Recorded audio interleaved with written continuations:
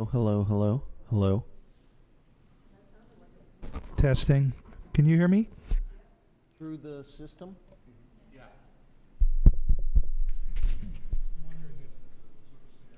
Hit this thing again and then.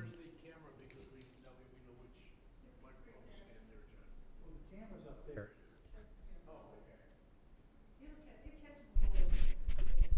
This one? Can you hear Testing. that? I think one of these would work. Check the mics on the counter now. They just don't have juice. No.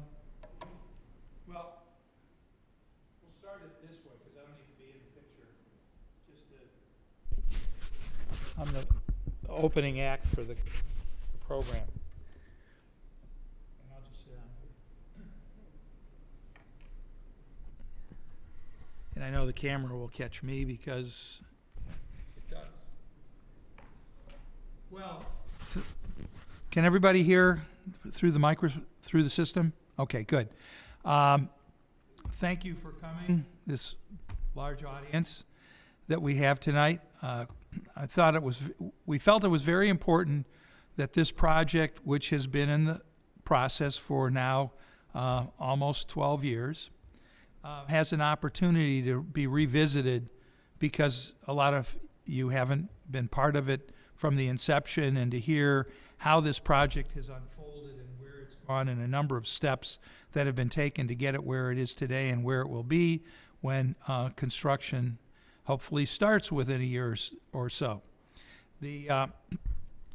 As you may know, this project was originally part of a rezoning for the Pinecrest development, which included two major components: the commercial piece that's to the south that extends all the way up to where the movie theater is, and the residential piece that extends to the north. The original developer, Dave Lewanski, assembled all of the land and created the rezoning. The rezoning that took place in 2013 was built around the zoning district that was created for the project. This is the Pinecrest Development District, and all the rules, regulations, and guidelines that were created for it were baked into the zoning that was approved in 2013. It also included within it a number of means by which amendments could be made to the plan, so long as the plan stayed true to certain number of particular issues that were critical to the overall project. And we'll see those in a minute as the plan lays out. But what was originally created was 6 districts.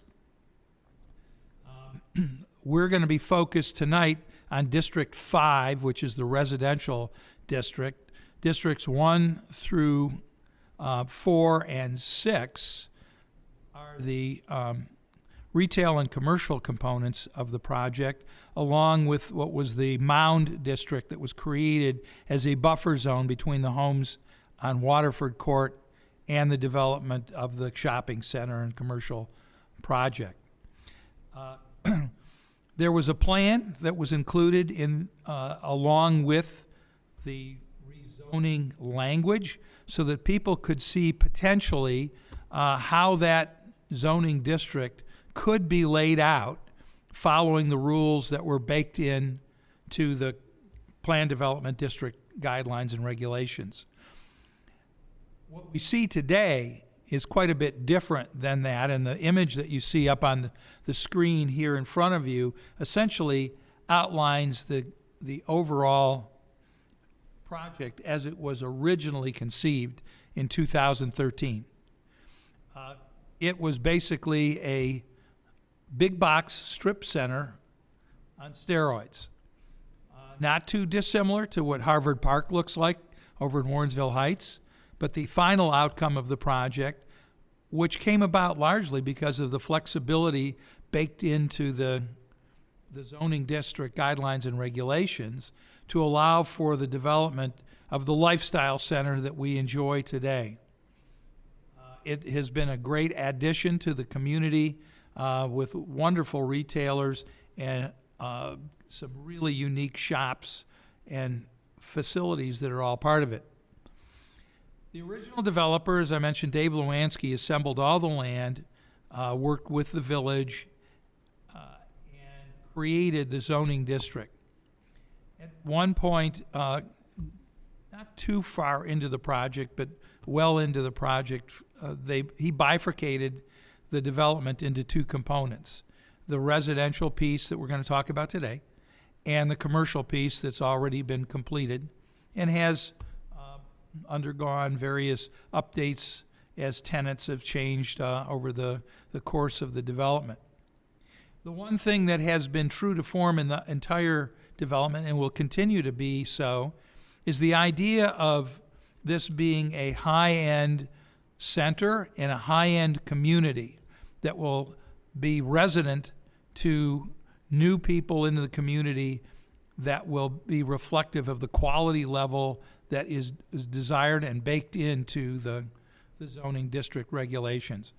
One of the components of which was very important to all of us, and we wrote quite a bit on it, was the fact that when we did get to the residential, that it was really important that it be at the highest quality and level of development that it could be. And the project that we're going to see today is reflective of those concepts. That being said, there's an awful lot that has to affect that capability of being at that high level development, which has to do with what it really takes to build a project. One of the things that'll become a little more evident when we look at the developer's presentation is the fact that in the original design, there was not as much attention paid to the considerable grade differential across the residential site. There is nearly, maybe in excess of a 50-foot fall going west to east from the development that is along Orange Place to the Woodmere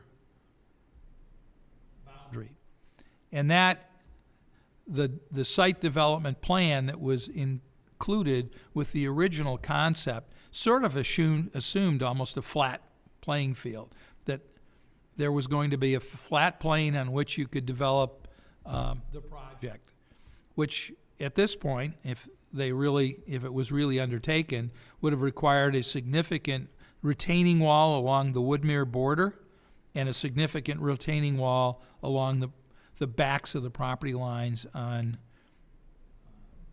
Orange Place to enable a level field to be created. So having the flexibility that is built into the legislation and the regulation for this project enables us to really consider how best to develop the property and the number of units that make the most sense. Two things that were done early on by the developer. We asked for them to produce a market study to validate that the number of units that they would be proposing would be able to be filled and accommodated in the marketplace today. They did a very extensive report, hired a high-performing consultant to come in and put together a rather extensive report that looked at all of the housing in the area and all the housing at this quality level that we were pursuing. And they were able to validate the numbers that they were proposing, which at the time was nearly 400 and some units. And we then, the village, then engaged a consultant of our own. We engaged Dr. Roby Simons, who is the chair of the Department of Development in the Levin College of Urban Studies at Cleveland State, and he's done lots of studies like this himself, and we asked him to come in and evaluate the study that was done by the developer's consultant. And he came back with his report, and both of those reports are available. They're public record. And his report came back and supported the report by the developers team and in fact said we could probably produce many more units of a variety of different types and sizes. Another component of this sort of luxury level that we are promoting is, number one, the quality level of the units themselves, baked into, as I use that term a lot, baked into the regulations are a certain quality level for the kinds of finishes, materials, and so forth that would be used in the units so that they represent the high quality that we are looking for. Secondarily, has to do with the size and area of those units. These are not going to be small units by any stretch of the imagination. Even the one-bedroom units that are available were required to be a minimum of 800 square feet, which is pretty generous for one-bedroom apartment and or unit. The wonderful thing about this plan, and we'll see this in a minute, is how they have subsequently segregated the project into sort of two zones. One that will have multifamily, multi-story residential, and the other will have a variety of different housing types that include townhouses, duplexes, singles, built into a residential development. And we'll see and hear about all of that in just a minute. But I wanted to give everybody this introduction. At this point, there is no zoning change that will happen with this, and there's no action necessary by council. All of the actions that will be taken going forward are going to be internal and administrative within the building department, the planning commission, and the architectural review board. Everything that they are proposing fits within the districts. What was important about the districts is that the district uses could not change. If they did, for some reason, if, for example, if you can go back to the map, Brian, that had the districts outlined in it. I gotta switch slides here. Looks like next one.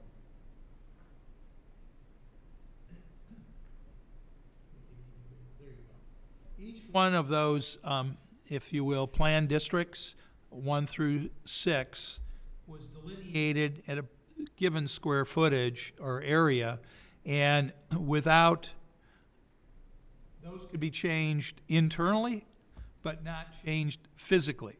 If they were, both in terms of what they were used for and the area of those, required either a return to council for approval or, in some cases, going to the electorate for an amendment and rezoning. The uses remain consistent. One item that is clear in there, if you look at PD4, PD4 also includes the Beechwood Inn, as we have come to know it and love it. We had hoped that the developer originally, and we had encouraged the developer to incorporate that into the district for development, and to try to acquire that property so it could be married in to the rest of the development.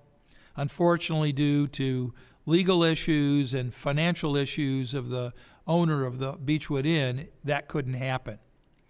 Subsequently, however, the Beechwood Inn did fall into sheriff's sale, and my predecessor, Kathy Mulcahy, went to the developer and actually went to Randy and asked them if they could acquire that property and incorporate it, which made a lot of sense for them because it gave them a much better entry into the development, and you'll see that and hear about that in a minute.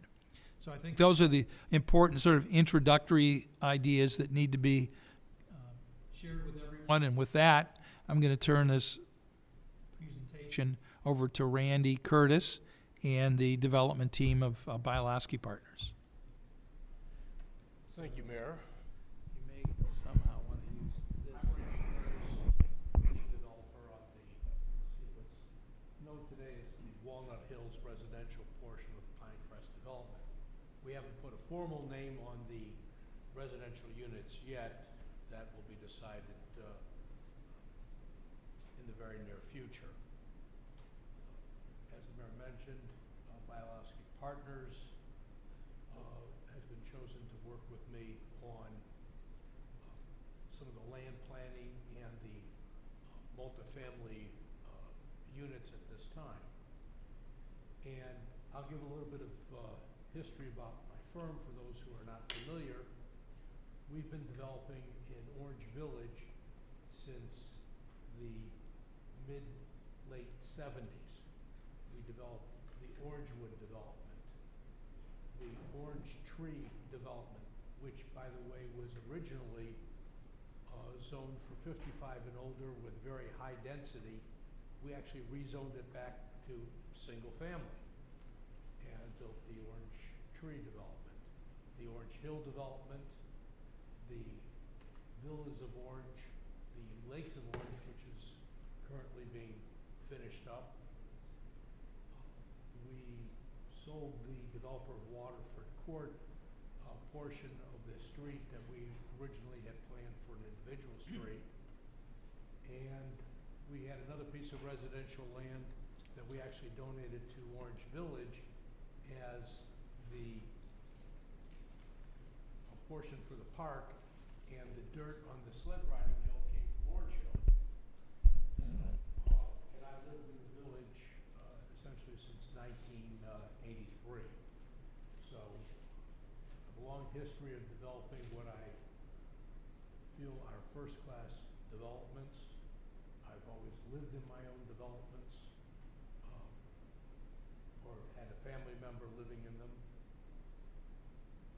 So we put our signature on the development and we put our face in it, so to speak. But here, we owned property for many, many years and became part of Pinecrest residential development. As the mayor originally spoke, and I'll borrow your little pointer here. Show me how the thing works. Just the top one right there. Yep. Okay. Blind anybody, I apologize. This area here was originally going to be townhomes. This dark structure here is going to be a parking garage, and then some more development here. But this piece right here is actually where the hotel currently sits. This entrance could not be done without the acquisition of the hotel. When this was planned, one of the entrance ways was going to come in through the center, bringing a lot of traffic into the Pinecrest commercial area, and then also have a private gated entrance out to Sugar Boulevard where Wendy's is and Spectrum, if you're familiar with that area, on Sugar Boulevard. The original layout had two multi-family buildings, multi-story buildings in the north end of the property with the residential townhomes more in the southern portion of the property. Subsequently, as this whole development of commercial transformed and the fact that the hotel could not be incorporated, this area here became a parking lot. This area here became the theater. So the entrance would have been coming in, going behind the theater, alongside the parking lot to this point here. Not a very attractive entranceway when you're going to be selling 600,000 plus on townhomes and renting multifamily buildings that are planned to be concierge buildings with very high-end rents, high-end finish. Over the time period up to COVID, prior to the hotel being acquired, there were probably 4 or 5 iterations and studies made on the residential portion of the property that took it up somewhere around 500 units. Since during that time, because of the tremendous ground issues on this,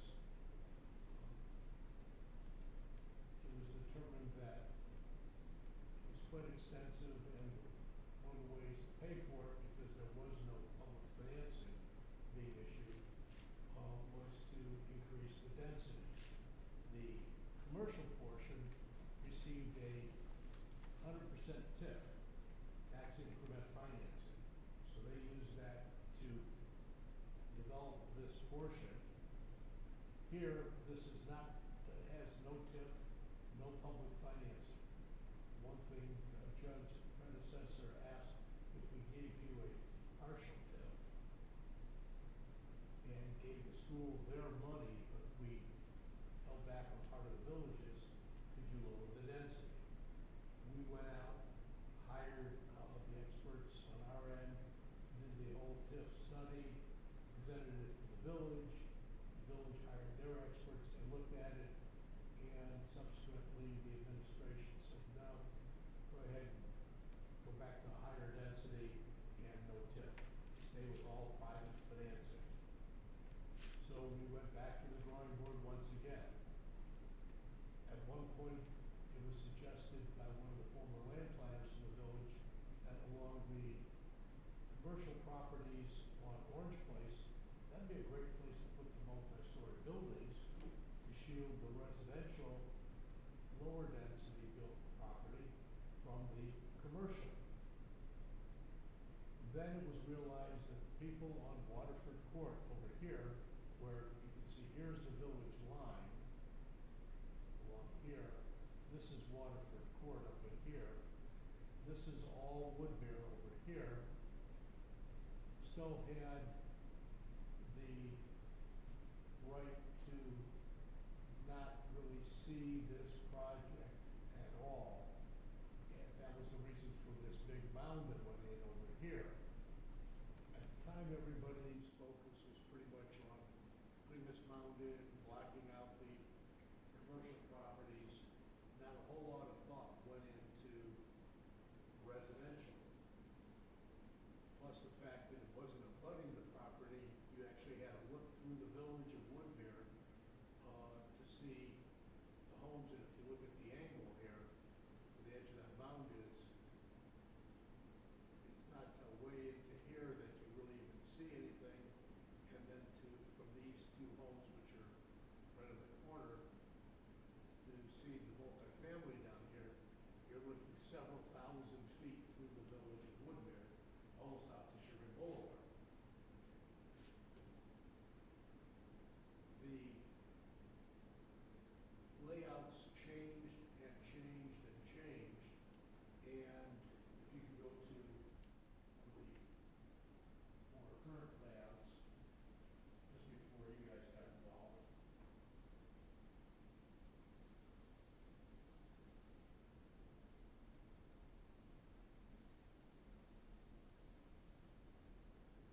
Okay. Here is the hotel site right here. Once that was acquired, we were able to propose an entranceway coming in and had most of the townhomes, villas, and duplexes in the southern end coming down a tremendous grade along through here with a very high retaining wall to get to this lower portion back down in here and traversing the hillside, if you would. Then coming over here to two multifamily buildings. There was also a proposed, and there still is, a small clubhouse and outdoor recreation pool area here for just the residential townhomes, duplexes, and triplexes. You'll see the we have separate amenities for the multifamily. This had several iterations. One was an S-curve coming down the hill, coming back into here, working with our engineer and the administration. The idea of a roundabout came in, still traversing down a tremendous grade to get to here and create this loop still coming downhill, and across the property. So I said before, from this finished grade over here to over here, drop-off. Not all at once, it tapers, comes from high down to low. And that, if you can imagine, has a lot more slope on some of the areas than you would see in movies in San Francisco where they have town houses coming down the streets. Trying to build residential with a street going up 50 feet, you'd have to have grappling hooks and chains even without snow to get up that hill. So a lot of engineering thought and work process went into it, and we're still working on the final grading plans at this point. Walnut, if you've ever driven across it before it was cut off, has an area that goes up, down, this is a lower area here, comes back up, goes down, comes back up, has a lot of side hill, a little bit of flat area, then it drops off again, you get a little meadow down in this area here, and then it comes up over here, then you have a little lower spot here. At one point, the original plan showed this area for retention basin, which doesn't really work well when you're going from high to low to higher to lower to get your water. So this area, you'll see, became the retention basin area to store the water before it goes out to an existing water course. The area up through here is loaded with rock.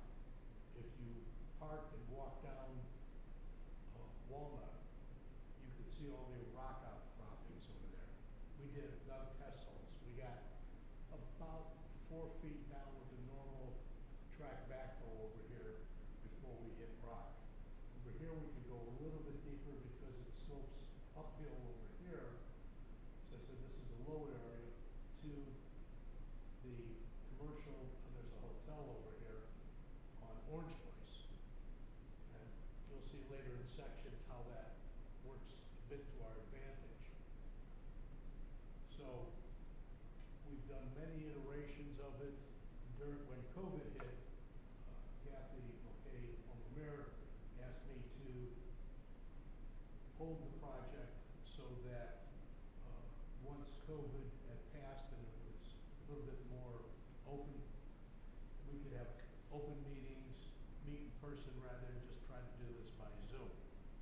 So we sort of sat on our thumbs for about a year and a half until we could get back going with this. And most recently,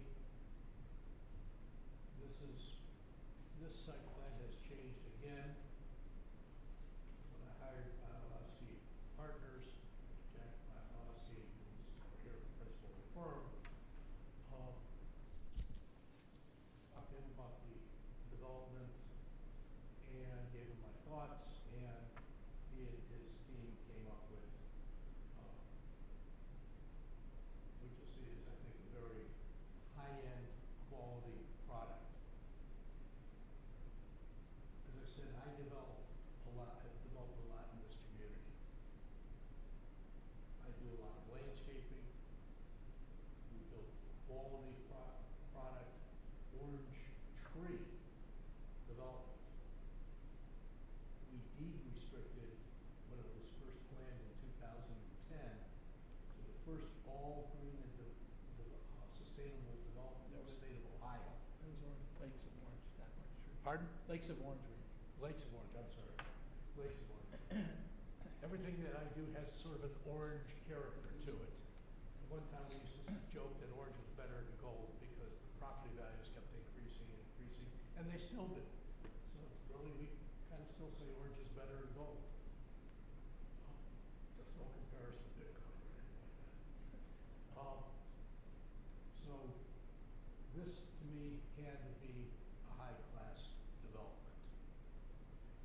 And we submitted to the village the high-end finishes that we were going to be doing and concepts on the multifamily, high-end finishes inside, a lot of amenity space.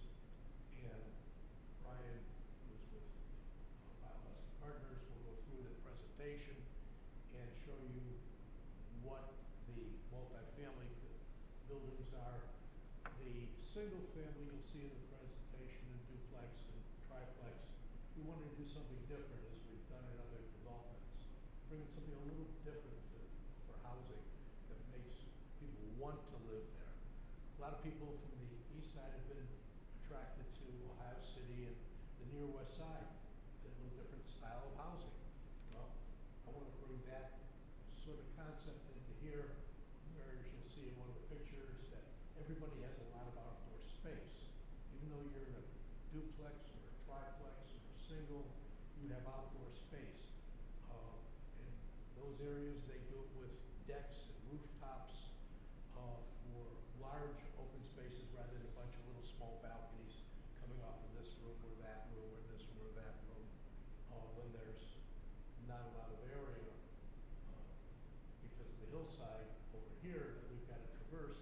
The backyards are not that large and a lot of them have slope in it.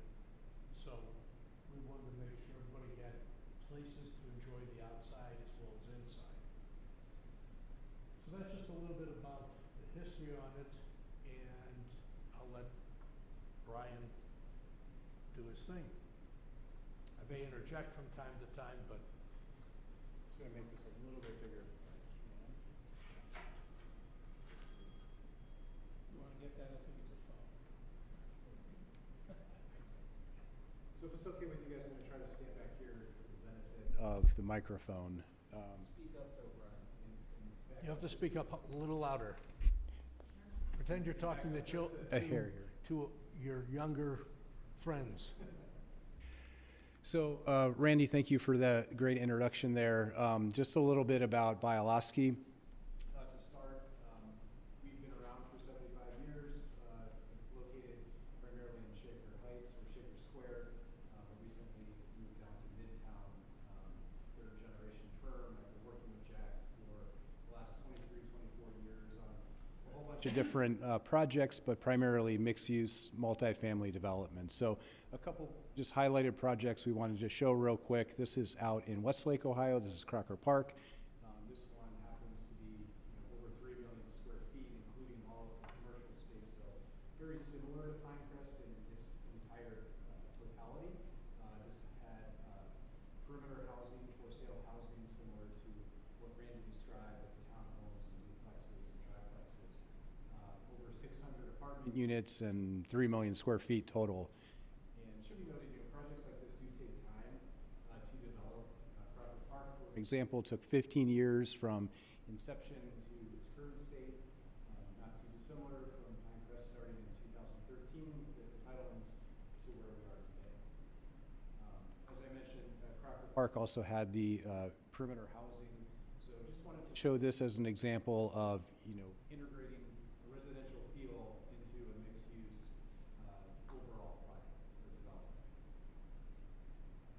Another similar project would be Van Aken at the confluence of Sugarin and Lawrenceville. Again, this was, in the planning stages for a lot of years before we got involved back in 2012. But this is the center of phase one. This includes a lot of different uses as well, residential, commercial, office. And it is now the second phase getting completed across the street on Farm Street with the towers overlooking the golf course. There's a phase 3 and number 4, in the contemplated for the future. So as Randy and Judd kind of put the introduction together, this was the 2013 plan shown in the ordinance, pointing out that the mixed-use portion here had about 480,000 square feet represented on this particular plan.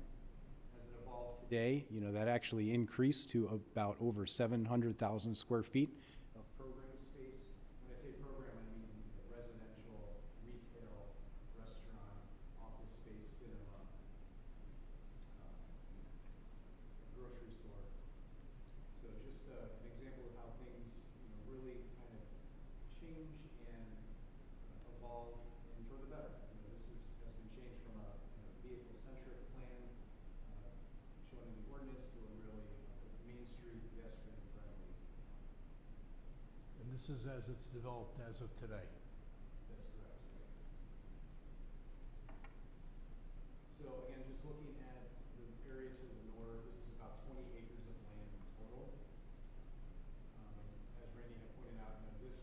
roadway connection really can't happen, or couldn't have happened until the Beachmont Hotel, I'm sorry, Beechwood. Beechwood Hotel was acquired.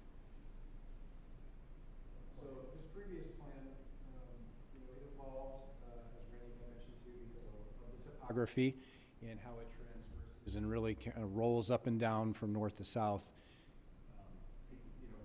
Putting in the right location for that retention basin really caused that plan to kind of morph and change.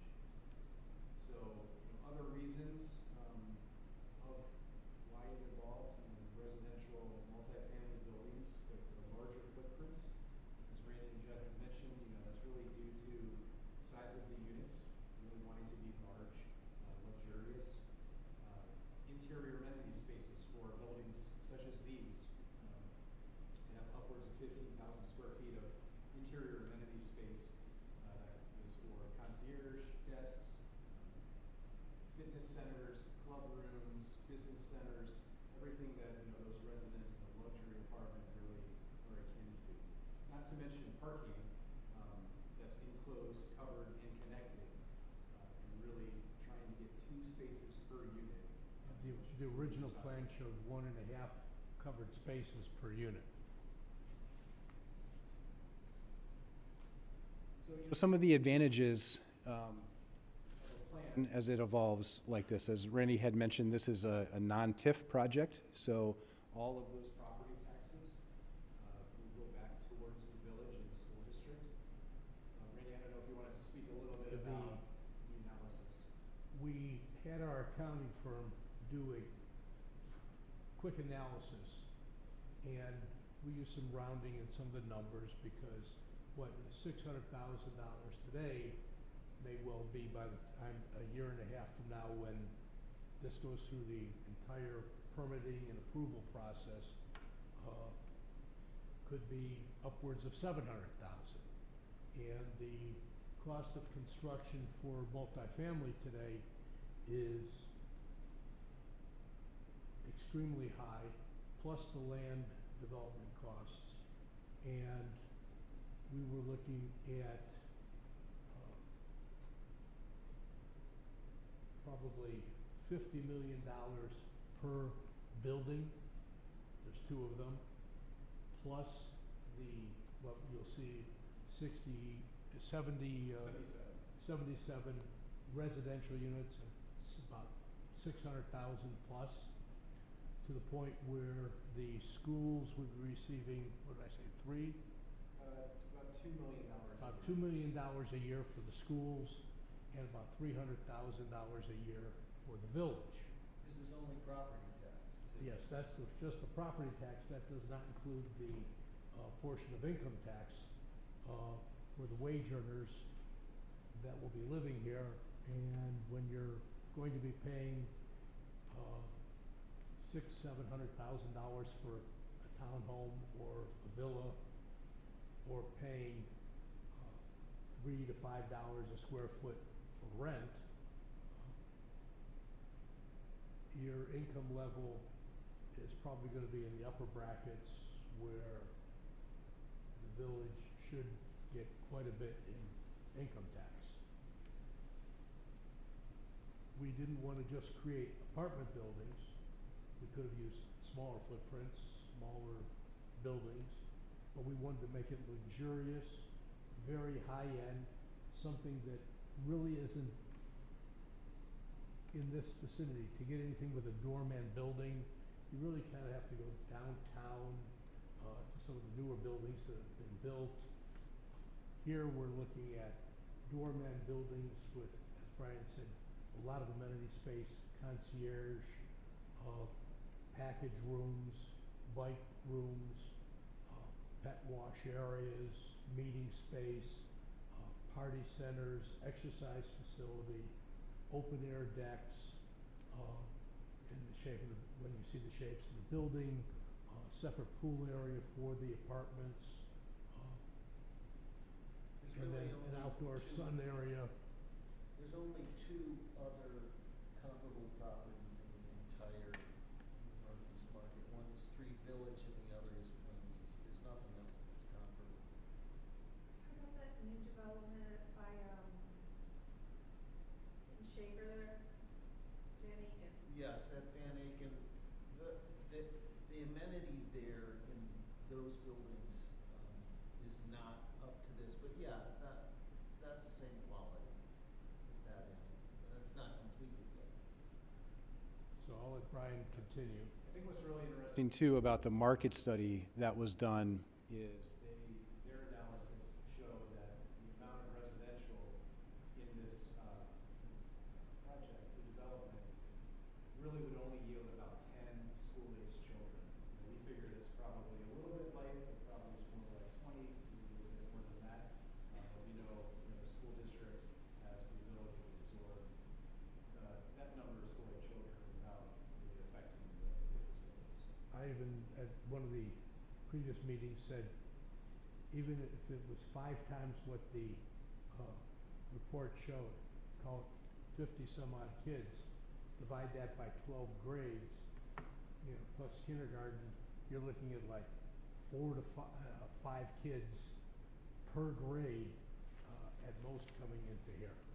And plus another couple $1 million going to the school system. So if you kind of divide that out, it's a pretty good kick for the schools per kid.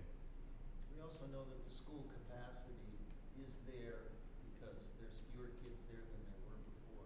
By the way, the Van Aiken garages are not enclosed, which these will be. So that plan was really our point of departure for what we started to look at. And this plan, I'm sorry, it's a little washed out on the screen, is really where it came kind of full circle to for us. So a couple things that we really looked at is trying to make distinctive zones on this plan, one for the townhomes, duplexes, villas, and one for the multifamily residential. And that allows us to use this stormwater retention area really as a landscape feature that's really nice to look at. It's not just a dry pond, if you will. And a clubhouse and pool area that's associated for the townhome residents. Now, the multifamily apartment buildings, those were also reoriented to make a really strong streetscape presence. So it's, limiting the number of curb cuts, compared to the prior plan. Making units that we'll see in a moment that actually come down to the ground, that have front doors and patios that really engage that street. Nice lush landscaping with tree line median, that really kind of reinforce that streetscape. We have a couple precedent images of what we're really striving for. This happens to be a project down in Columbus. You can see, looking through sort of the landscape median to a taller building, but with, in this case, townhomes, and actually what we're proposing to do on those flat buildings is a 2-story townhome liner unit. There's front door entries that really creates the ability to have an outdoor exterior patio right in front of it, along the sidewalk, really kind of letting those residents sort of own that space. Brian, can you go back to that plan for 1 minute?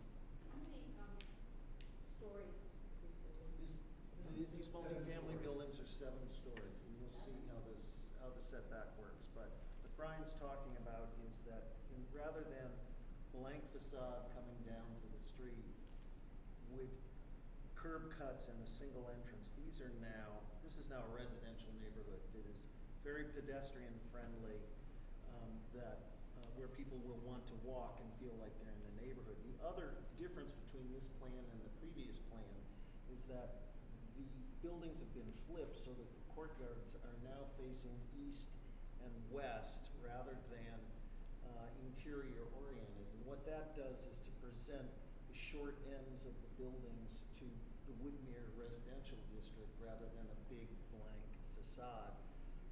Similarly here, and it also provides for better sunlight into those courtyards for outdoor amenity use. Thank you, Brian. Yeah, that's actually a great lead in. Here's an example of different context, but an example of how that sort of building geometry, can be treated, where you have the short ends of the buildings, here facing the Woodmere residents or the Orange Place residents. It really creates a nice courtyard component that sort of maximizes the use the environment of those residents in that building as well. As Jack had mentioned, orienting them so the pool deck area, going back to the plan, this is the courtyard we're envisioning the pool, gets that western sun, it's not in shade, during the afternoon hours. One of the things that this concept does is it avoids walking past a multi-story parking garage on the lower levels and very long, just a long building with one entrance way. It creates more of a row of townhomes, if you would, with their own outside space. The front doors actually go right into those units. So they'll have outside entranceways as well as an inside corridor that'll go along the back, you'll see, where they have access to the parking garage. Also, to get to indoor spaces per unit required going to 2 levels of parking. Yeah, so as a good lead into that, this is the ground floor plan. So this is the new kind of streetscape coming through, the townhomes on either side. And these buildings are really kind of mirror images of each other at this conceptual level. As Randy had mentioned, these townhomes, 14 per building, have direct access from the exterior right into the unit. All of that masks a 2-level parking garage beyond, with a center amenity space and lobby for all of the residential units on the upper levels. So as we go up sort of 1 story, you see those townhome units still carrying up, masking that 2 big garage. And then going up to the 3rd level, so right now we're above the parking deck. And we would actually create a roof on that deck to enable us to have exterior courtyards in those areas. On the 3rd level here, there would also be a nice interior amenity space. This is probably where your club room is, maybe a business center, in the corner. But that interior amenity space can really bleed out into the pool deck area. And then these other courtyards are probably more passive zones that have a little bit of landscaping, but not really active use such as a pool or a spa. And these levels up above the garage now are your typical, more typical residential apartment building where you have units on either side of a central corridor. These are mainly 2-bedroom units throughout the building. As you can see, as we move up, stacking as much as possible. Each of these units would have an exterior balcony associated with it, another kind of luxury element is applicable here. You can see on these upper levels above the amenity space that becomes a couple of other residential units. There's about 159 units per building. And then on the top level, that would actually take a little bit of different shape and actually create some penthouse units. Depending upon the sizes, it could be a 1-bedroom of 900 square feet or a 3-bedroom, I think they're upwards of 2,800 square feet. The idea here too is these could be customizable units. So when a tenant comes, a future resident, they have the ability to really customize their floor plate as they would like to live. The idea here too is that the exterior walls are pulled back a little bit from the front facade to create a little bit more relief. As you mentioned, we're going up 7 stories to really kind of break down that mass and allow for additional exterior kind of terrace with these units. Is there street parking down at the main Yes, level? there is. There is, so So we there's just go gonna back be to a the. third Yes. straight way in, Yeah. your guests are gonna park right in front. Some guests can park in front, plus there's outside guest parking as well. So it'll be like the Main Street in Pinecrest. Yes, a little bit quieter, more residential flavored. The difference between the Main Street and Pinecrest and this is that those are commercial uses of the ground floor. Right. So it would be more like West Hampton and Bradford Park, which you saw a previous picture of, except that those garages are actually on the front, so there's no curb cuts here. It would be continuous street with parallel parking on that street. So if you can see here in the plan, there's actually parallel spots here. There's actually a drop-off in the valley, so valley, the drop-off pickup zone, more on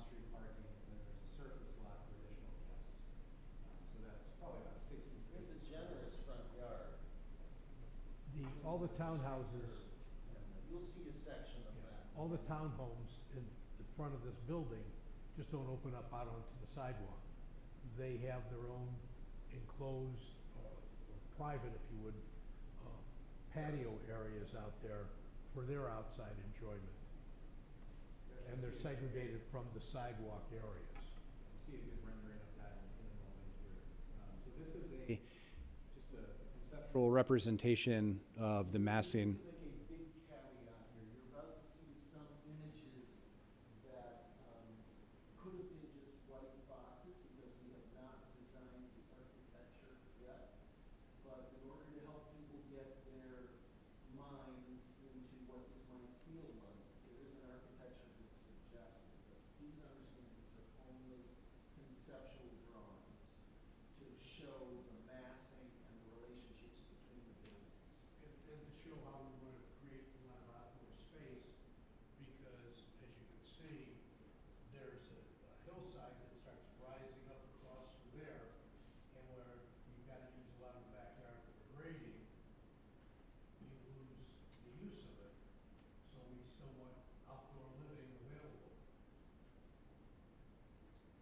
Kind of zooming into the residential apartment buildings. This is really a view looking north, so if you kept on the street, you'd hit Sugar Inn Boulevard, you know, way down there. This really starts to show how that streetscape can be developed.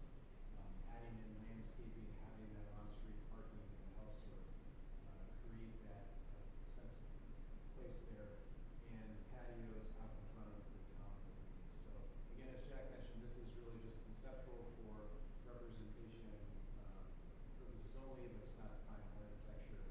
But you can kind of see how we would start to think about breaking down the mass of the building. You see the garage is back here, covered by these townhomes that are making a nice street level experience. Ins and outs of the balconies and pulling that top level. to really, Because of the proximity to Chagrin Boulevard, we feel that a lot of the residents living there, on nicer days, not like today certainly, may want to just walk through their own community to Chagrin Boulevard.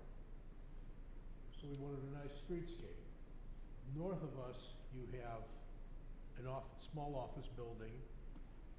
Then you have the back entrance to the car wash, Wendy's, and on the other side you have the small strip center where Spectrum and FedEx is at today. But there are sidewalks so that people can get to Chagrin Boulevard, either go to Village Square, go down the street to Eaton and all the rest of the shopping on Chagrin Boulevard. What I didn't mention when we had our site plan up, although we had anticipated a roadway going into the shopping center, we didn't want to lose that connection, utilization, so that there is a pedestrian path that will be going in there, in the area that would have been the street, along with the interior walks throughout the development, so people can walk there.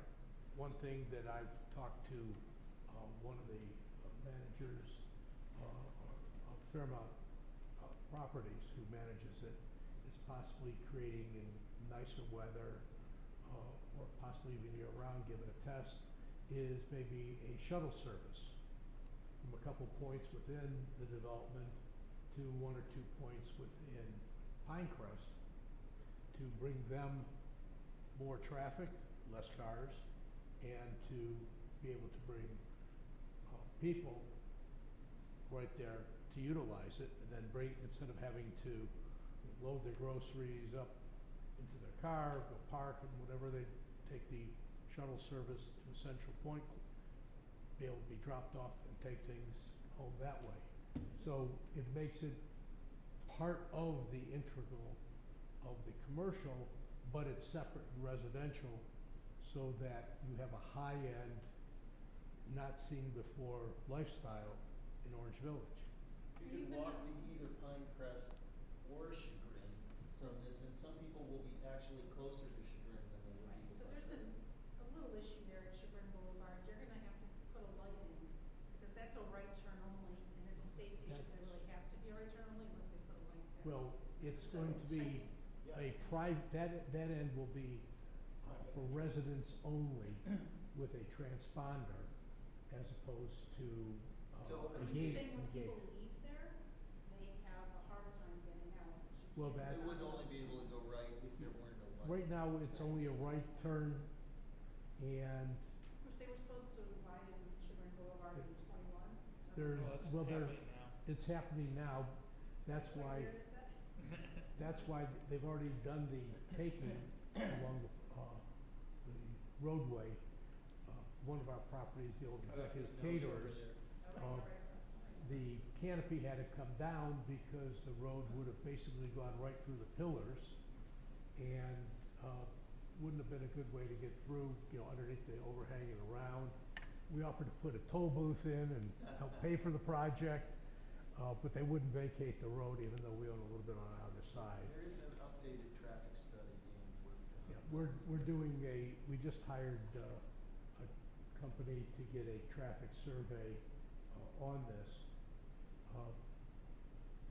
And it should be maybe 4 to 6 weeks.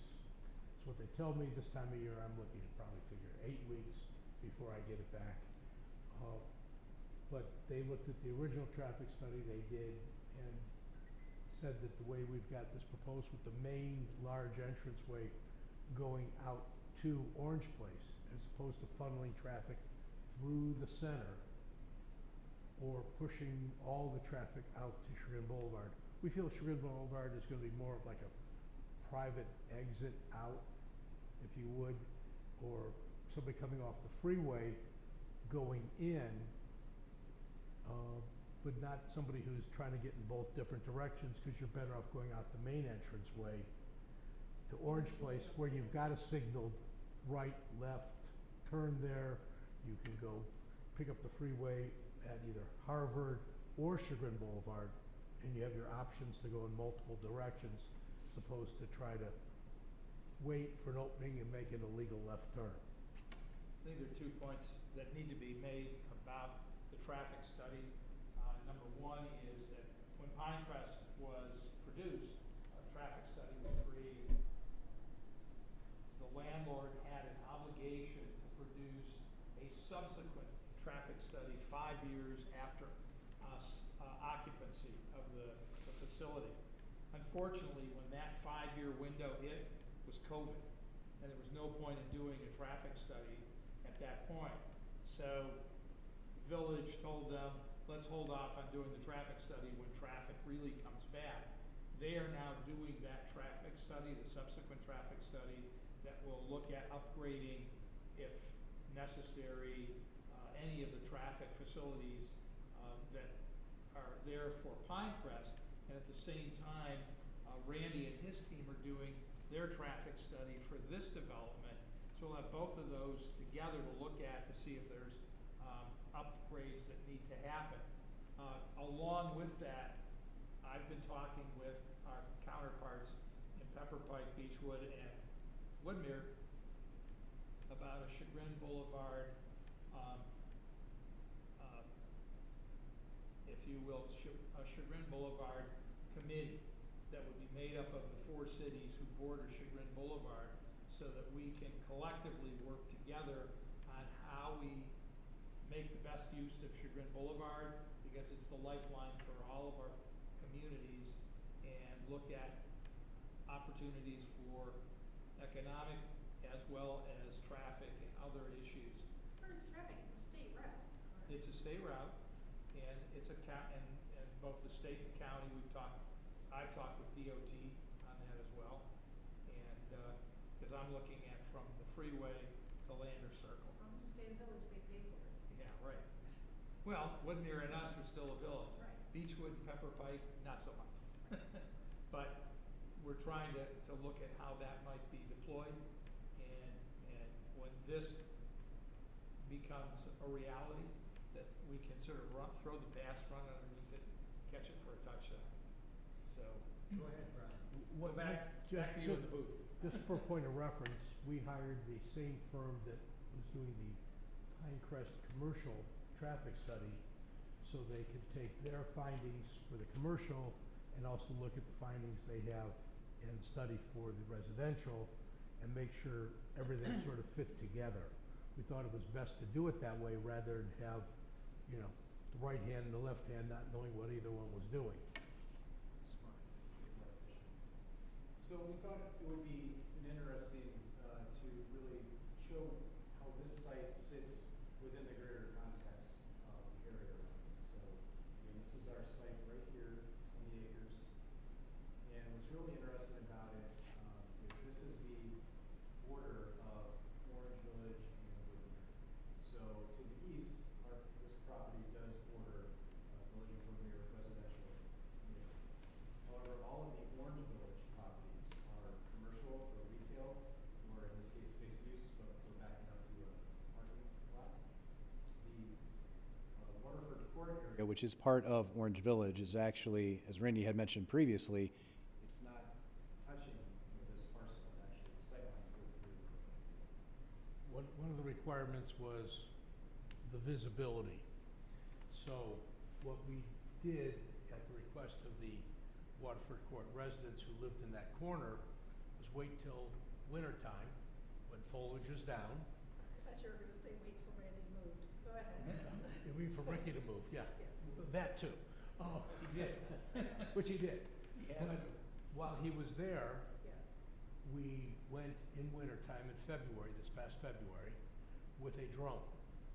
And went to their backyards, second floor window height, and did 360-degree turns. What could you see and how far could you see?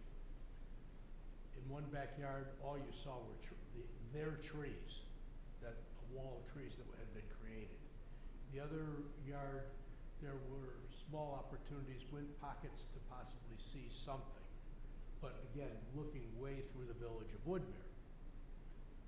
We also did LiDAR, which is like a radar, looking through the trees to see what could be seen if those trees didn't even exist.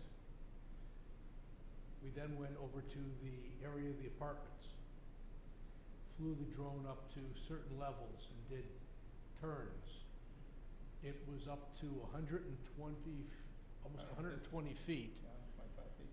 before you could see the rooftops of Waterford Court. So you got a pretty well hidden area up there, several thousand feet away before you could even do it. And it had to get up even higher to even see the, you know, far parking lot over by the shopping center. The top So- of our buildings are 82 feet, right? Yeah. 7 stories. And part of that, we're actually building, you'll see in the cross sections in a moment, into the hillside. Yeah, so just kind of looking at the height of the buildings a little bit more, this area that's shaded in blue, this is a different zoning district outside of the Pinecrest, but this allows for buildings of up to 120 feet, just for context.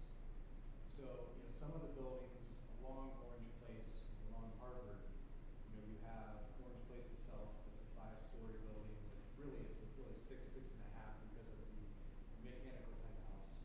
You have the Hampton Inn at 5 stories with sort of a tall forehead. And then you have the new Durban Hotel, which is 7 stories. What we thought was a really interesting comparison is that 7-story hotel building is about 1,500 feet from the corner of the Waterford Court property. And our proposed 7-story multifamily building is actually 1,540. So it's actually a little bit further away than that from 7-story. And just again for context, you know, this is 7 stories, we've got a really tall 7-story floor, you know, the forehead faces are really tall.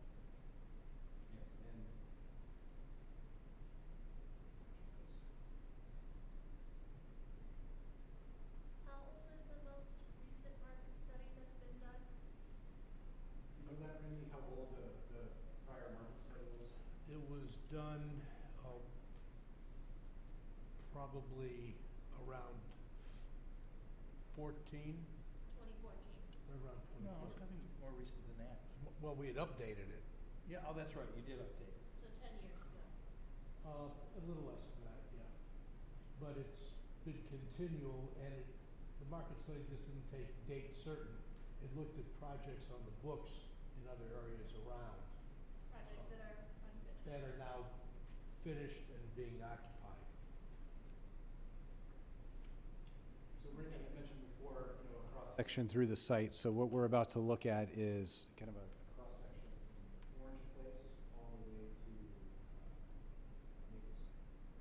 Maple Crest, excuse me.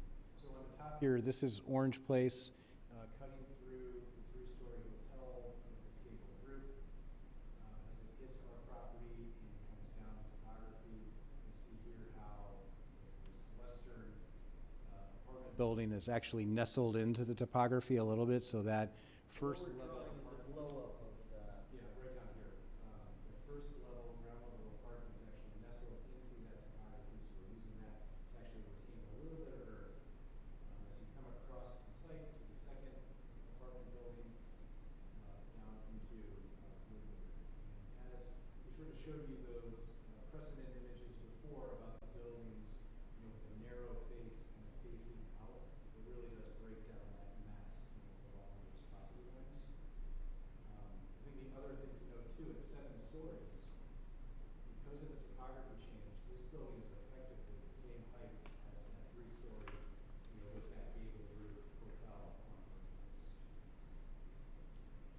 So a couple, you know, quick views with the same caveat, very conceptual, but this is, if you were to be looking south along Chagrin Boulevard, you know, past the Wendy's, the buildings in the background, just, you know, see where those residential buildings would be looking at. And again, it's because you're coming sort of up Walnut Hills, you know, past the Wendy's in height, you're dipping back down when you get into. As I previously mentioned, the grade drops down initially into Walnut and before it rises back up, and that's where the multi-story buildings are located, so that we're working with the ground to sort of keep those buildings lower. And one side, we actually have to work into the hillside. Definition, see what he's trying to say. No, and just have the text. So again, similar to what we just showed on Chagrin, but this one is actually an Orange Place. So this is the prior Red Lobster hotel here. You can just see, you know, the outline of the residential building beyond the trees that are right along the property line. And what's not really shown here is how the building is situated with those narrow faces, and what we're seeing is actually pushed back.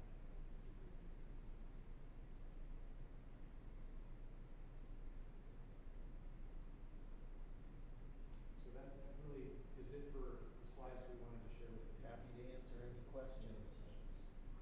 What's the, well, how many apartments are there total? There's 159 in each building, so 318 total. And then how many townhouses? 77 right now, but the numbers are likely to be adjusted. So we're talking We're at roughly. 395. Okay, roughly 20. Yeah, which is down from where, right around 500 as one of the proposals was. Right, but it's up from when this was given to the, proposed to the voters way back when. I think it was supposed to be like 10 acres per, 10 acres, 10 10 units. units per acre. That's correct. So this is significantly different than that. Well, if it was Yes, that, it if is. it was that tabletop that everybody kind of looked at, No, it's a fact, but you know, if you look at the Pinecrest development, it was supposed to be 480,000 square feet is what was shown. It's over 730,000 square feet. These things happen, these developments take place over a long period of time. All kinds of things change, market conditions change, both in terms of, you know, the potential absorption, escalation of construction costs. There's all kinds of reasons why they are called preliminary development plans. What kind of effort can we put in to try to keep whatever old growth trees are possible to keep? Well, I know that's difficult. when in, you're doing in it. this development, because of the extreme grading that has to go on to just make it usable, the perimeter trees that are along the west and the north are probably totally gone, as would be the most of the south. The very eastern trees, we're going to try to keep some of that in place that's there today. But our plan is to come back in with a lot of street trees, using some trees and combination of fencing and landscaping in the backyards for separation. We've got the boulevard, where the multifamily is, rather than just a street, long buildings. We're proposing a lot of street trees in through there. There'll actually be some, they won't be huge trees, but greenery planted within those passive courtyards where people will have areas to sit, like in a park-like in type of setting. And what we're able to do, where we can do it, we will. Unfortunately, we still have to deal with pretty good sized retaining wall to our west as we come down that hill where that rock is to get down to some of the lower areas, and then traverse even lower down on the far eastern side. So we'll be planting trees. If you look at the developments that we've done in the villas of Orange, for condominiums, we've pretty well had a clear cut up to our buffer area between us and the residential street behind. We then went back in as part of our overall landscape plan, and that's gonna be part of what we submit as a landscape plan as well as just showing trees. We brought in probably 500 to 1,000 trees that got planted between all the units and the common areas. So if you drive through that today, it's 20 years old. I know because I've lived there that long. Originally gonna be there 5 years, now it's 20 years. And the trees are mature. Wait, where's 20 years old? The villages, Okay. we opened up Mother's Day of 2000.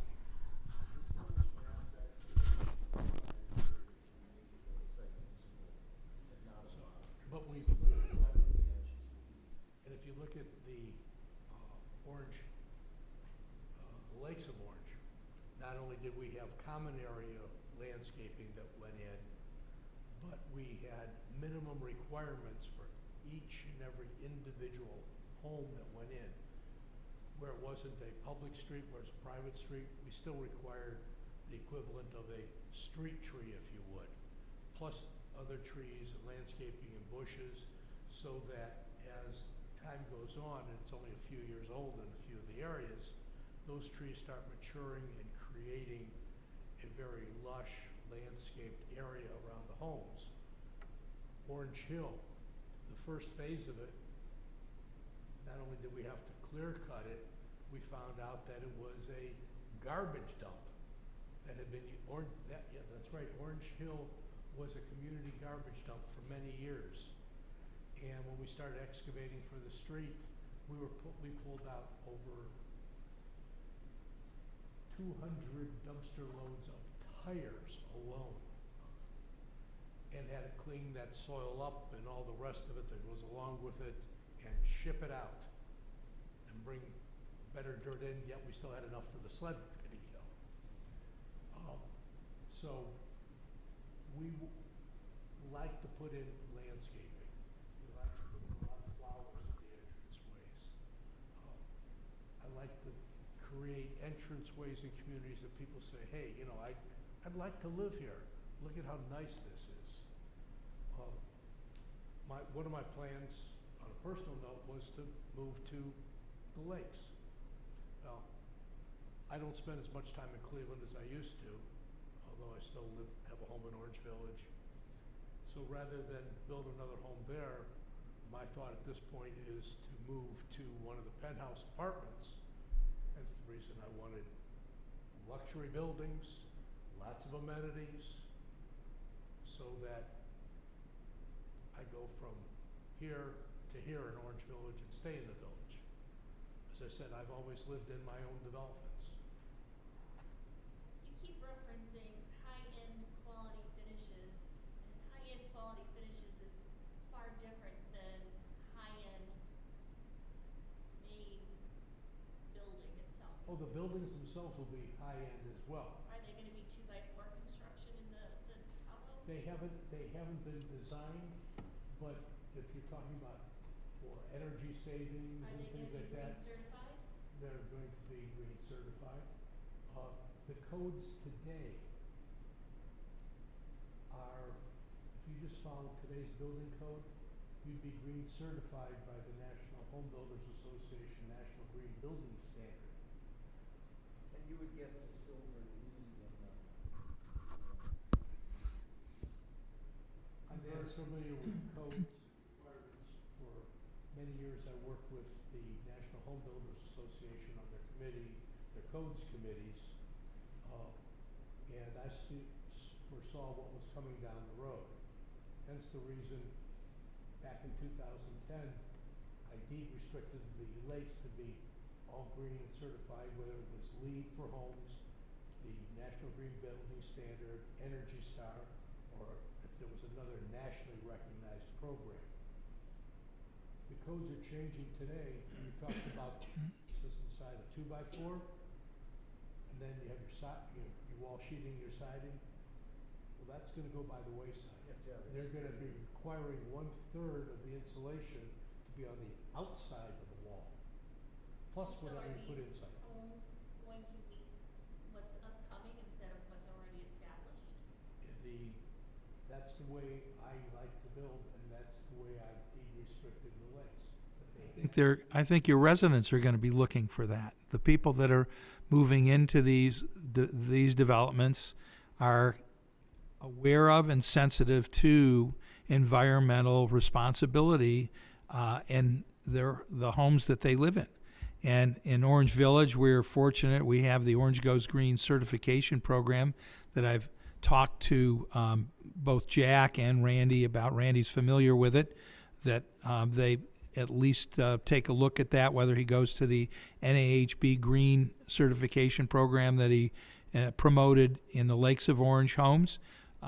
It should somehow be a certified program and not just we've made them green or we've built them sustainably. And I know Homes in Lakes of Orange currently that are under construction meet those standards? Oh, yeah, every have home to. is deed restricted. If you didn't certify to a certain, the NAHB program, LEED, or Energy Star, and we have to get those certifications to keep them on file, every single home. If they didn't meet it, they technically would have to either not occupy or leave the home until it was brought to that standard. And this is a significant difference from like 30 years ago, right? Oh, yeah. Oh, yeah. Because my house was not well built. 'Cause The- we just fixed a lot of it. Mhm. Codes evolve, and as I said, I worked a lot with codes, and homes, when I built homes in the 70s, we did as much as we could to seal the homes with the technology that was available. And then in the 80s and the 90s, when smart homes started coming around and energy savings and talking to your furnace and all the rest of that. And I've always tried to be that step ahead in my requirements, whether I built it or I sold you a lot and let you build it. So, yeah, these are gonna be very, very well-built homes. The materials will be high-end on the outsides as well as the insides. In the code itself, the zoning code for that district, it includes a quality standard for exterior materials and finishes. And Remember, this stuff all, as it is designed, has to come back to planning commission and architectural review.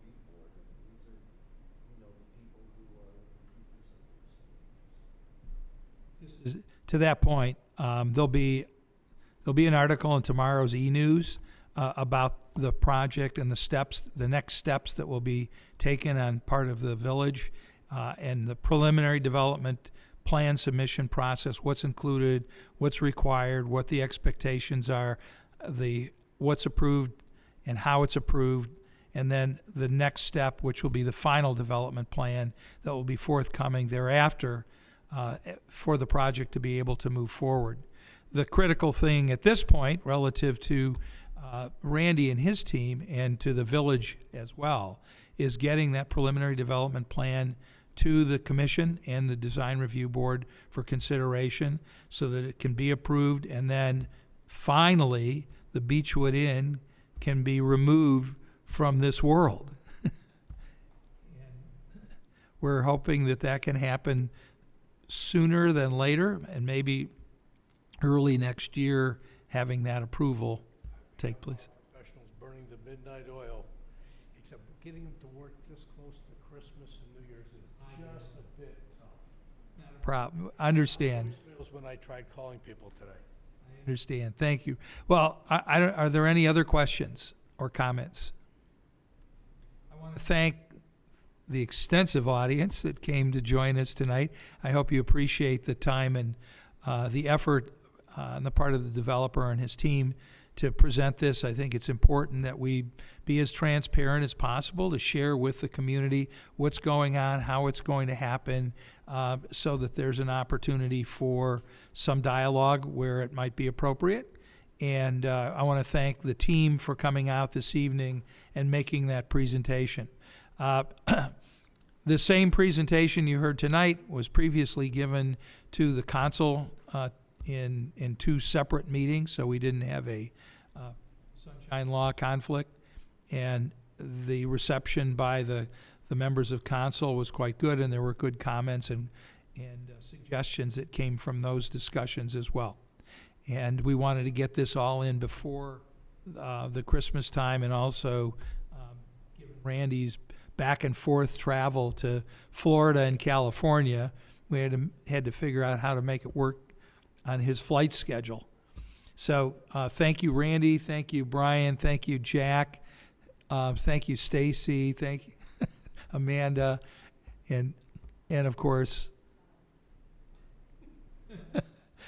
thank you to the press and Bob in the back. So if you do have questions, if there are other things that come up, we are going to be posting this presentation onto the website, the Orange website, so people can look at it. And we're also going to, this recording, albeit it may be weak on the voice end, but at least the visuals will be there for those to take a look at it. And then if they have questions, to contact me or Bob McLaughlin in the building department, or to Randy and his team. People know they can call my office, and if I'm not there, I generally get back the same day or the next day with questions.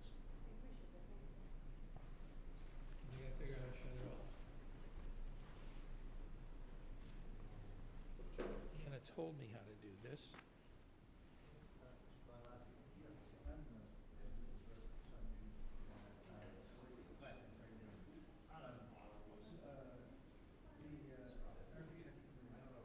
This is working.